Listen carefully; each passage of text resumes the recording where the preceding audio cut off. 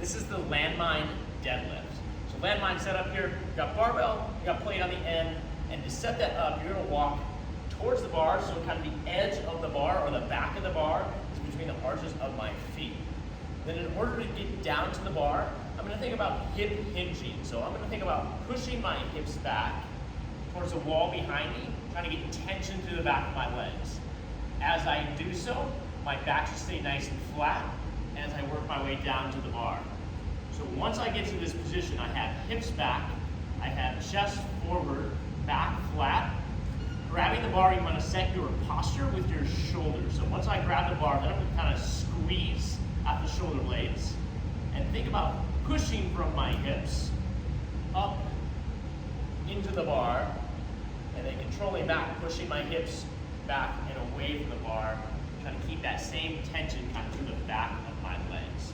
So you're shifting your weight more towards your heels without your toes coming up. So I don't want to tip over and actually go to my heels, but I'm going to shift my weight into my heels, tension in the back of my legs, and then think about pushing from my hips. I'm going to actually kind of push that weight up, squeeze my glutes at the top, and then push hips back and away from there. If it feels like it's a long way to get down to that bar and you're not able to maintain kind of that hip hinge position, kind of rounding at the back, certainly can add a lift underneath. So you can just grab another plate. You can lift back up. And so now you're not quite as deep, or maybe in more of your available range of motion to get to that position there.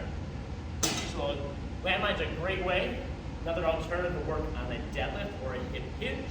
It's kind of a self-correcting exercise that helps get you in and out of it as that bar is kind of in that fixed position, or just kind of making a good arc through the landmine. Still should feel it back the legs, nothing low back. If you do start to feel anything low back, one, make sure we're pushing from our hips and we're not just lifting with the shoulders. And also make sure you're kind of tight and brace around the core, and then we're actively kind of squeezing your glutes at the top. Common mistakes is to turn your deadlift into a squat.